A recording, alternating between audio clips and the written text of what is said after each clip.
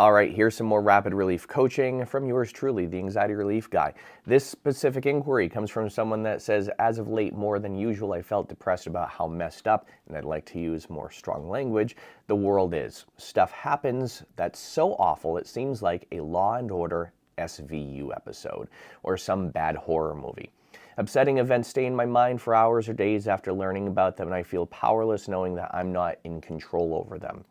Do you have thoughts about how to not be so fixated on these things, or some insights as to how they fit into the bigger picture of life or the world? First and foremost, I just want to thank this person for being so vulnerable. This is a person who I've worked with before, who I've gotten to know a little bit over the years, and this person is very insightful, and also I know they're very sensitive to some of the things that happen around them, as many of us are. The world is a really dark and scary place right now. However, the world is also a wonderful, beautiful place as well, that's filled with beauty and filled with wonderful life and filled with good things and filled with happiness. And we forget about those things sometimes, don't we? Because we hear about so many bad things that we forget to look at the good things.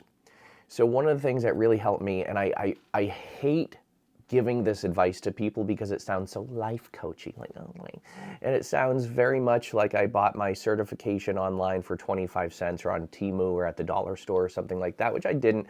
But one of the things that can really help actually rewire your mind to see better things and to see the light in even the darkest of places is gratitude. Now, before you click off this video, I know it sounds so generic, but practicing gratitude is a real great way to start to rewire your mind. Actually, I was giving a presentation to a bunch of other hypnotists and therapists last weekend about how to help people overcome anxiety. And what I like to do is give out glow sticks. I give out glow sticks to people in my presentations. And my very good friend, Dr. Tracy Riley, she comes up to me before this presentation and she says, hey, you know, I've seen your presentation many times before. You always give away glow sticks, but you never say like the metaphor that goes with them. And I'm like, what metaphor would you give to glow sticks? And she said, well, many of us, we feel like we're very dull and we don't shine our true light until we're broken. And she said, many of us, we need to be broken in order to shine our true light, and then we can shine our light to guide the way for other people. And I thought that was a beautiful metaphor. And to this person who said that, I just want you to realize this. You have so many strengths. You have so many abilities, many of which are untapped for you, and many of which you'll discover a lot more of these abilities even later in life. However, when you can tap into gratitude and you practice gratitude every day, you open your eyes in the morning, and as you open up your eyes, you ask yourself, what can I look forward to today?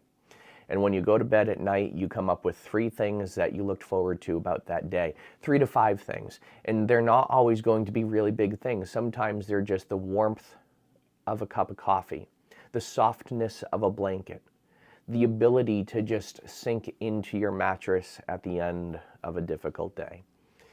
The more you strive to find the good throughout your days, even when some of them seem really bad, and even when the world seems like a dark place, the better your mind will start to interpret things.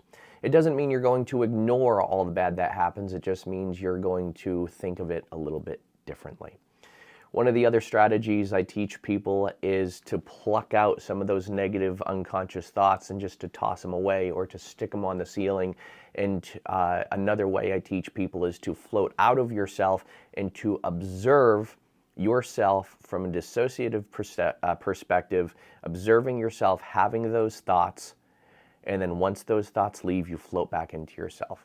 So those are some bits of advice that I can give this person. And again, I just want to say thank you to this person for asking this question, because I know it's something that a lot of people struggle with, and a lot of things are going on right now. I know it's the cause of a lot of people's stress, anxiety, depression, and mental health issues as well.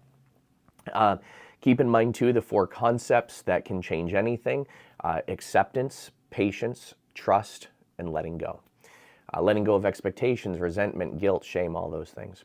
So my friends, follow my page for more. If you would like to work with me on more of a personal basis, send me a message. I'll send you over an application. As always, be well, do good, be true to who you are, and happy healing.